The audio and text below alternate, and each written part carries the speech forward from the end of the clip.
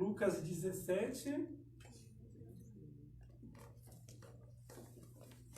Agradável. Tem semanas que eu demoro um pouco mais para definir o tema da mensagem, porque a Mandinha ela faz a arte. Aí, às vezes, ela pergunta, Clei, já tem um tema? Eu falo, não, calma, assim. Até amanhã. Trabalhar de Jesus. Deus não falou ainda. Deus não falou ainda, mas na verdade, boa parte das vezes são reflexões minhas e que aí eu encontro Deus no meio do caminho, mas inicialmente elas são só minhas.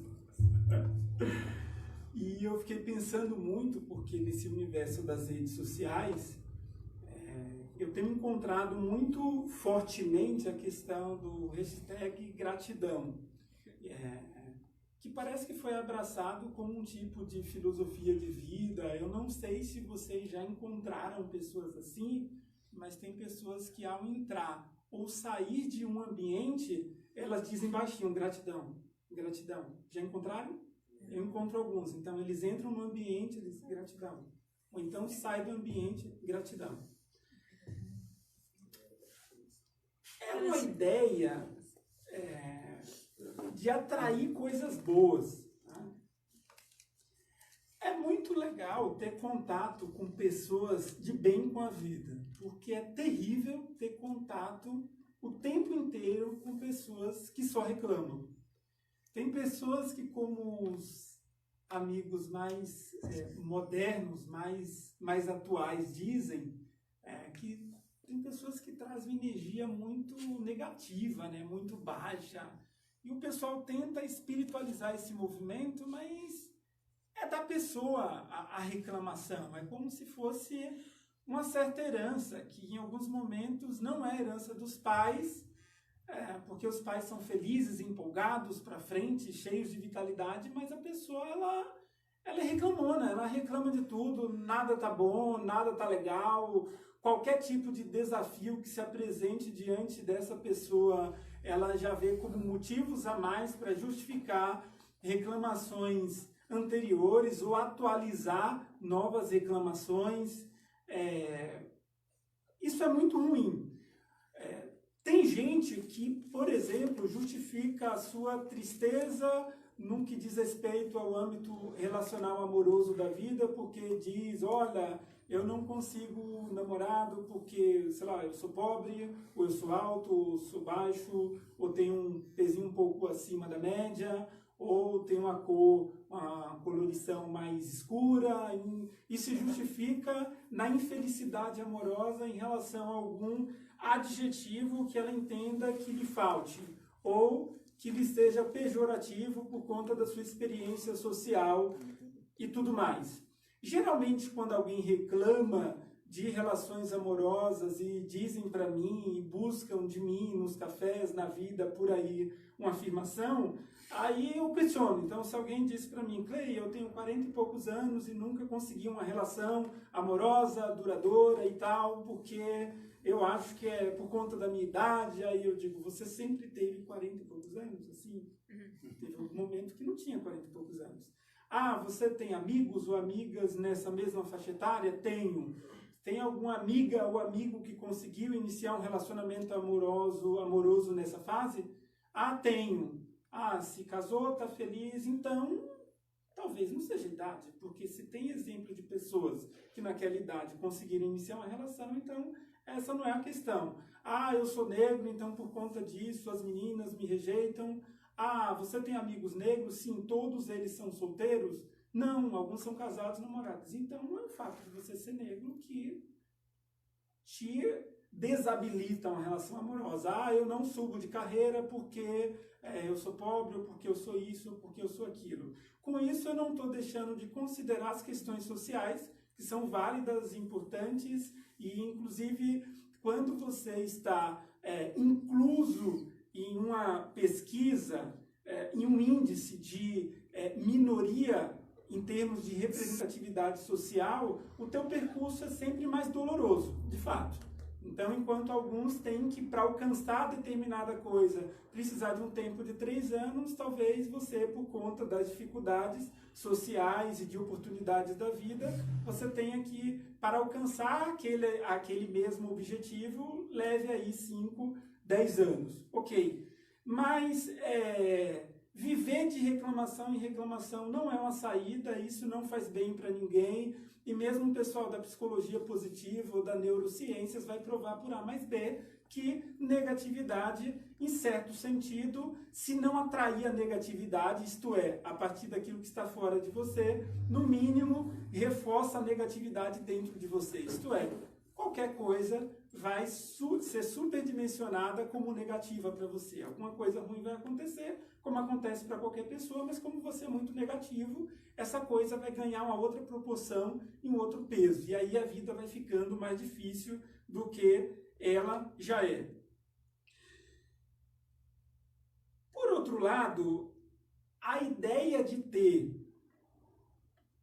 essa filosofia de vida do hashtag gratidão, ela parece também negar algumas situações da vida. É como se fosse assim, eu agradeço e a bênção vem. Dê graças a Deus, porque dando graças a Deus, a coisa boa vai acontecer. Já disse aqui em outra ocasião, repito, certa ocasião, numa outra cidade, eu fui visitar uma pessoa numa situação de saúde muito delicada, com tempo já predeterminado, o prognóstico não era bom, não é bom da pessoa, e naquela situação de sofrimento, depois do diagnóstico muito ruim, quanto à questão da doença da pessoa, a família, como é muito cristã, é muito de Jesus, é muito assim comprometida com o Evangelho, proibia essa pessoa de reclamar e de se entristecer, porque dizia que ela deveria dar graças por tudo. Mesmo com aquele diagnóstico, mesmo com aquele prognóstico, ela deveria estar feliz, porque Deus é bom, Deus dá, Deus tira, Deus faz nascer, Deus mata, então ela deveria ser agradecida. E ao final de quase 3 horas de visita naquela outra cidade, eu pedi para conversar só com a pessoa em convalescência, e ao conversar com a pessoa, eu disse para ela, ó, esquece essa baboseira que você está ouvindo, você tem direito a se entristecer. Inclusive, no seu lugar, estaria berrando nesse momento. E conversei com a pessoa, ela chorou bastante, abriu o coração, a gente teve um tempo ali junto de acolhimento, de abraço, de oração, e ela então abriu o coração e disse que não estava tendo espaço para sofrer. Então, o sofrimento se constitui uma experiência fundamental no desenvolvimento psíquico do ser humano e também no nosso desenvolvimento de espiritualidade. No meio religioso, é como se fosse proibido em alguns ambientes ainda você reclamar da vida. Porque se Deus é bom, e quando você reclama da vida, você está reclamando de Deus, então parece que você não pode dizer de nada ruim que está acontecendo com você. Perceba, eu não estou falando do perfil reclamão que reclama o tempo inteiro. Eu estou falando de alguém que transita entre a felicidade e a infelicidade, entre experiências boas e experiências ruins, que acompanham a vida normal de qualquer homem e mulher que seja conscientemente assim, alguém com certo nível de sanidade. Então, coisas boas e coisas ruins acontecem com todos na vida, logo, mesma filosofia de vida do hashtag gratidão o tempo inteiro não vai me livrar de situações ruins. Quando eu não me permito o sofrimento e passar por situações difíceis, é como se eu negasse essa minha condição de limitação humana. É como se eu fosse me desapropriando de dados de realidade. Então, a coisa ruim, a notícia é ruim, você, graças a Deus por isso. Eu estou doente, graças a Deus por isso. Fui demitido, graças a Deus por isso. Meu filho sofreu um acidente, graças a Deus por isso. Se eu encontrar alguém desse tipo, eu digo, você é louco. Você é louco. Não estou dizendo que ela vai ter que ficar amargurada e presa àquela situação. Mas quem sofre tem que ter o direito de dizer que sofre. A gente é produzido numa sociedade que não valoriza o afeto. Sejam afetos bons ou ruins, no sentido de serem positivos ou negativos.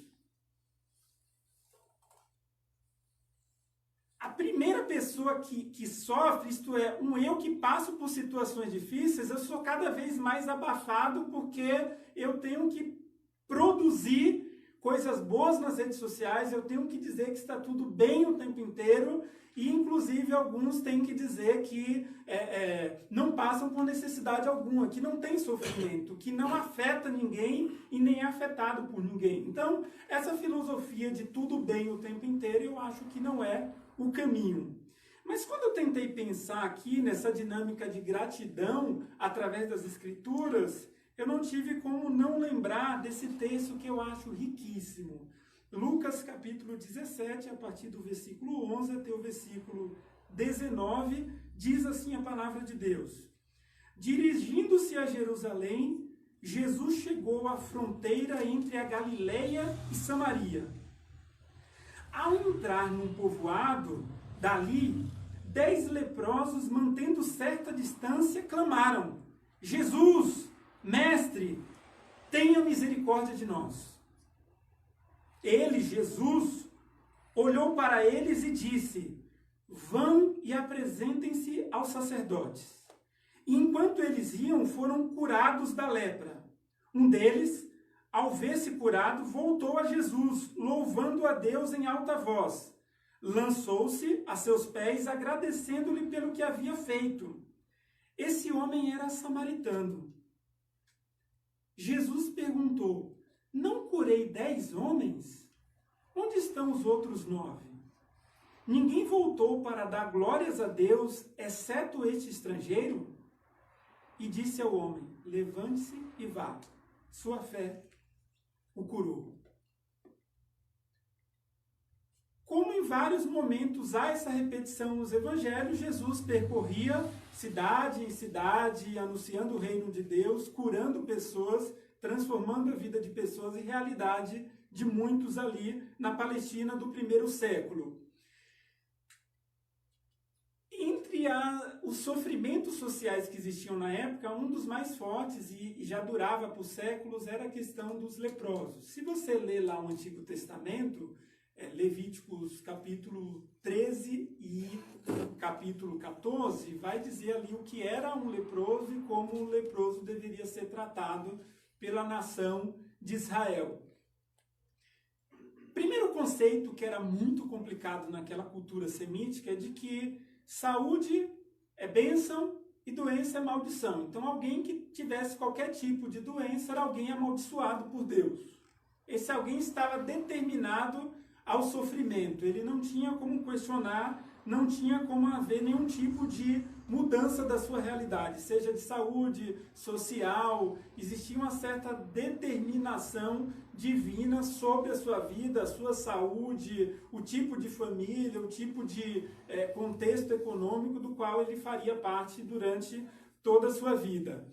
O leproso, na época do Antigo Testamento, não era exatamente o que a gente chama hoje só de alguns problemas de pele muito bem definidos. Qualquer tipo de problema de pele naquela época que alterasse a pigmentação, a questão da cavidade, que tornasse um trecho, uma parte da pele do corpo mais profunda, era tido como lepra.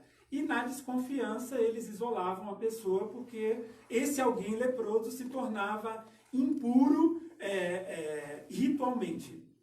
Esse alguém não poderia adorar Deus, não poderia participar das celebrações na tenda do encontro, depois lá na frente no templo, nas festas de Israel. Então, esse alguém que tivesse algum problema de pele, ele era colocado de canto. Quem avaliava esse problema da pele? Sempre os sacerdotes do templo. Por isso que Jesus falou: vai lá e se mostre aos sacerdotes. Sacerdotes é como se fossem assim, os obreiros, assim, os homens e mulheres de Deus do século 21. Eles avaliavam se a pele da pessoa estava boa ou não. Na dúvida, como não tinham muitos exames, era na base do olho mesmo, eles diziam: vou te isolar por 7 dias, a gente vai ver. Se a pele ficar boa, eu não te declaro impuro. Eu vou te declarar impuro só parcialmente por 7 dias. Você volta para nova consulta. E aí, se melhorar a pele, eu te libero, você volta para sua casa, sua família, seus amigos, adoração no templo, sacrifícios E ok, se piorar eu te coloco em quarentena e aí você vai ficar fora do acampamento mesmo de Israel e você vai ter que deixar sua esposa, filhos, seu marido, seu pai, sua mãe, amigos, trabalho e durante um tempo você vai deixar essa vida social, você vai deixar o acolhimento e você vai viver entre grupos de leprosos e a regra é quando você se aproximar de qualquer grupo não leproso, você tem que tocar o teu sininho, porque eles carregavam sinos, e você tem que ficar gritando, impuro, impuro, impuro, isto é, eu sou impuro, se afastem de mim, você vai ter que pedir esmolas. Essa é a realidade do leproso desde o Antigo Testamento até esse período de Jesus. É curioso a gente pensar nessa imagem, porque diz o texto aqui, a partir da descrição do evangelista Lucas, que Jesus caminhava para Jerusalém, ele ia ali para o sacrifício na cruz, para a semana da paixão, e aqueles 10 leprosos viram Jesus e pensaram assim, é a nossa última chance, porque ele já está com um papo estranho aí, dizendo que vai se entregar, que vai dar a vida dele, e a Rádio Peão espalhava muito que ele curava toda sorte de doença, então esse deve ser o cara. Havia uma certa confusão dessa notícia que corria toda a Palestina de que Jesus estava curando doenças incuráveis, porque nunca se havia antes na história ali da Palestina sabido de alguém que curava lepra. Ninguém nunca tinha sido curado por lepra. Se isso acontecesse, também os sacerdotes teriam que investigar tanto o leproso, o histórico anterior do leproso e o histórico daquele que se dizia o curador daquele leproso. Então, até aquele momento não se havia notícia de alguém que tivesse sido curado de forma instantânea da lepra. Entre aqueles 10 leprosos, a gente tinha galileus, judeus, e a gente tinha também esse samaritano, que já é uma classificação de um judeu misturado, a gente já conversou várias vezes sobre isso aqui, então que já era uma espécie de cristão de segunda escala, assim, sabe? É tipo B, não é tipo A, não é tipo 1, é carne de segunda. Então, para eles, a coisa já não era boa ser samaritano, ainda mais um samaritano leproso. É curioso, porque na dificuldade, mesmo ele sendo samaritano, ele convivia com os outros leprosos que eram judeus. Perceba que a dificuldade da vida nos iguala, né? A doença, a morte nos coloca nas mesmas condições, nos coloca no mesmo ponto da vida. Diante disso não tem melhor, não tem pior, a dificuldade nos torna igualmente humanos e suscetíveis e cheios de limitações. E foi a experiência daqueles 10 leprosos. Diz o texto que eles se esconderam e tomaram distância, provavelmente já tocando sinos e gritando impuro, impuro, impuro, se aproximaram de Jesus e disseram, Jesus, mestre, assim, tem misericórdia de mim, tem compaixão de mim. Provavelmente o grupo que estava com Jesus já se preocupou e falou, mas ele está doido, Jesus está se aproximando dos caras, mas não pode, vocês viram o vídeo aqui no início da celebração. A imagem foi aquela, a cena foi aquela, Jesus... É possível que tenha feito algum contato ali de tato mesmo com aquele grupo, mas Jesus não disse para eles assim, vocês estão curados. Jesus só disse, vá lá e mostrem-se aos sacerdotes. Porque quando um leproso se percebia tendo passado a fase difícil da doença, ele tinha que se mostrar ao sacerdote. Se o sacerdote dissesse, não, você realmente está praticamente curado, ele ali oferecia uma série de sacrifícios a Deus, 2 cordeiros, um matava, outro ficava vivo, depois voltava 7 dias depois, fazia outra oferta, um holocausto, e uma série de rituais que eram feitos também para a liberação e para a alta desse leproso. Então, parece doido quando a gente percebe a cena, eles pedindo misericórdia de Jesus e Jesus falando, podem ir se mostrar aos sacerdotes. O que Jesus estava dizendo para eles vocês foram curados. Então podem ir lá, porque mesmo eu curando vocês, quem dá alta é o Senhor da religião. Quem dá assim, o atestado de que está ok, que você pode voltar para a vida, para a sua realidade social, para a sua casa, a sua família, seu trabalho, o seu cotidiano, quem vai dizer isso é o líder, são os sacerdotes. Então podem voltar. Eu acho legal porque o texto não diz que eles foram curados imediatamente. Diz que a caminho de se apresentarem para os sacerdotes, eles se perceberam curados. eles viram que eles não tinham mais as feridas, eles não estavam mais leprosos. Eu imagino, porque o texto não diz há quanto tempo eles estavam ali em isolamento, que eles ficaram mega ansiosos para correrem, para irem ao sacerdote, porque eles precisariam apresentar o sacrifício e ali eles seriam liberados para seguirem suas vidas. Mas diz o texto que um daqueles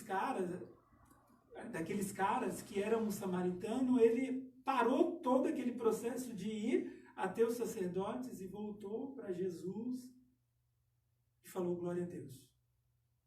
Glória a Deus porque eu fui curado. Eu não sei exatamente se aquele cara já tinha se apresentado ao sacerdote, se ele já tinha recebido alta, se ele já tinha recebido o aval de que ele poderia voltar à vida, mas o ponto é que em desespero, no bom sentido da palavra, em espanto, no bom significado e maravilhado ali com aquilo que tinha acontecido, ele sentiu a necessidade de voltar a Jesus, agradecer a Jesus e reconhecer que se esse alguém o curou de uma lepra, certamente isso é o sinal de que ele de fato era o Messias. Independente dos conflitos que existiam entre os israelitas e os samaritanos, entre os judeus e os samaritanos. Ele percebeu que ele precisava agradecer a Jesus por isso, que ele precisava reconhecer que aquilo que fora feito a ele foi obra de Deus. Diante do caminho, no meio do caminho, ele disse: eu preciso voltar e reconhecer esse alguém que me curou. Eu preciso ser agradecido.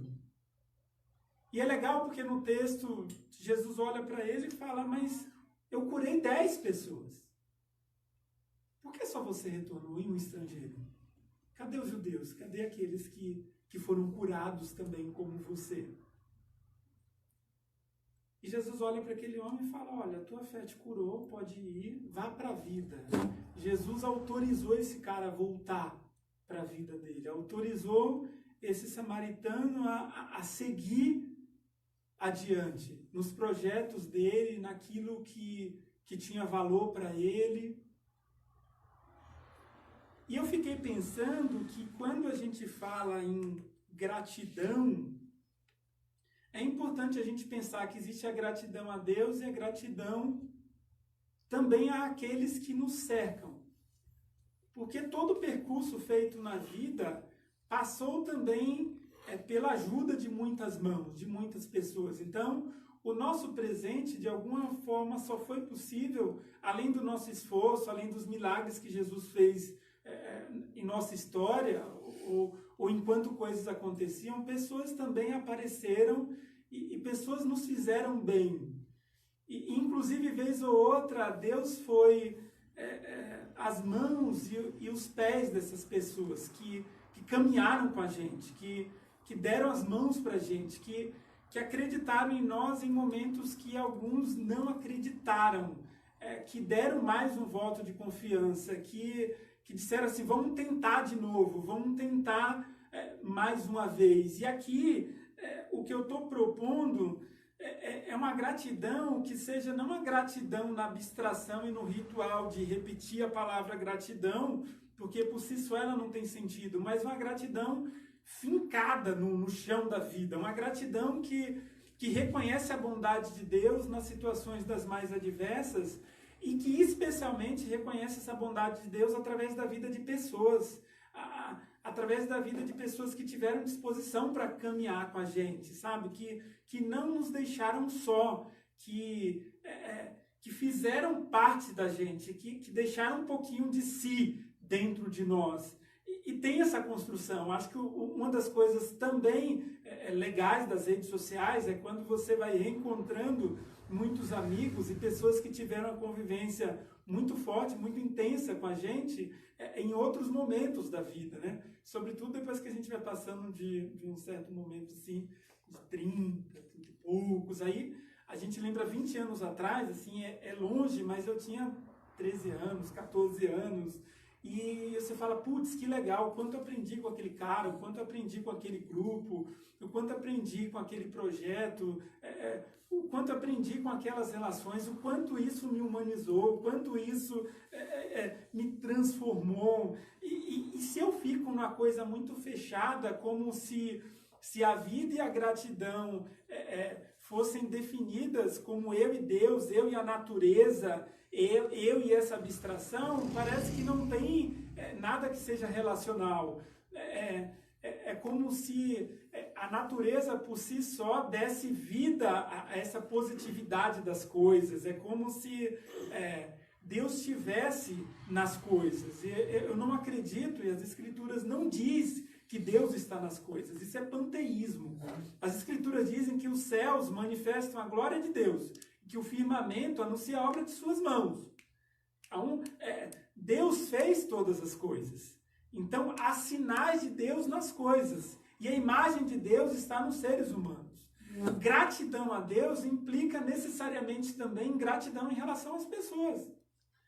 Tendo essa compreensão, o apóstolo João disse que não adianta eu dizer que amo a Deus, quer dizer, obrigado, Senhor, te amo, Senhor, estou com o Senhor, se eu não amo pessoas. É um ciclo que um depende do outro, é relacional.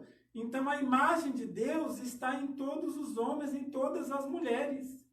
A minha gratidão, ou o meu #gratidão, tem que alcançar outros espaços da vida. Tem que trazer para mim uma espiritualidade que inclusive reconhece os percalços da vida. É uma gratidão que reconhece que tem dias que são difíceis, tem dias que são terríveis, tem fases que são assustadoras na vida. E que nem por isso eu deixei de estar com o Senhor, e nem por isso eu deixei de reconhecer que há beleza em Deus, que há beleza nos relacionamentos, que tem muita gente bacana fazendo coisa boa por mim, que não há só maldade na vida, que eu não devo só reclamar o tempo inteiro, mas que a vida também deve ser celebrada nas mínimas coisas. Jesus não deixou de ser quem é, porque 9 foram ingratos. Mas ele sentiu. Ele disse, eu não curei 10, por que só você voltou? Eu imagino aquele cara dizendo, então, senhor, assim, eu não sei, assim, eu tive vontade, assim, de voltar, de te agradecer, mas os 9, eu acho que já estão com suas famílias, eles estavam ansiosos também. Eles estavam aí numa quarentena, eles estavam no isolamento. Então, quando eles se perceberam curados, eles procuraram os seus. É como se Jesus dissesse, então, mas assim, ok, legal, eu compreendo, mas quem curou fui eu. Sim, quem promoveu o milagre fui eu. É importante que a gente faça uma instrução, que a gente cumpra uma orientação das Escrituras, que os salmistas diziam que a gente deveria e que nós devemos reconhecer a Deus em nossos caminhos. É isso, é uma gratidão que está alicerçada no relacionamento que a gente tem com Jesus. Reconhecer que é Ele que nos sara, que é Ele que nos cura, e de que vez ou outra Ele vai usando pessoas para isso. Ele vai sinalizando essa presença dEle através desses relacionamentos, dessas pessoas que, vez ou outra, a gente olha e pensa... será que são pessoas? Será que são anjos? Como que podem agir tão bem? Geralmente,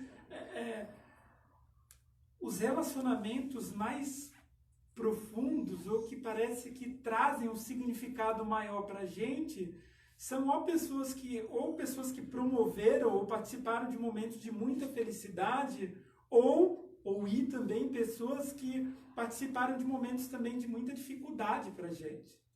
Porque celebraram com a gente, mas também caminharam conosco em momentos de dificuldade. E é importante a gente não simplesmente entrar na vibe do #gratidão na relação com o abstrato, mas na relação com esse mundo no qual a gente está inserido, com as pessoas. É a gente reconhecer que essa bondade procede de Deus e que esses atos de milagre, esses atos de cuidado, ora diretamente de Deus, ou ora mediados pelas relações humanas, isso são também símbolos de gratidão. E é importante que a gente coloque o nosso coração nisso. É importante que a gente não fique simplesmente entrando numa vibe maluca de esperar energias acontecerem, porque a vida está acontecendo independente da Eletropaulo, da Enel, já mudou agora, autorizar ou não. A vida está aqui e tem coisas que podem ser feitas por nós, tem atitudes que são nossas, o movimento de gratidão é um movimento que, inclusive, me faz ver que eu também posso fazer coisas boas pelos outros, que os outros também, há pessoas que se sentem agradecidas na relação que tem comigo. Então, é uma troca muito rica. Ninguém é só ajudado o tempo inteiro, que não possa ajudar.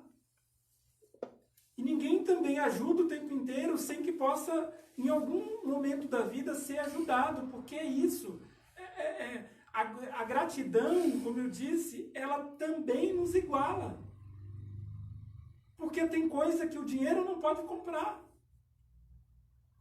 No mundo dos afetos, por mais que pessoas, algumas, decidam, partiram para um relacionamento com alguém por conta de situação assim, financeira, há quem ache isso uma boa opção assim, de carreira, mas isso não se sustenta. O afeto, ele só faz sentido quando ele está misturado com a gratuidade.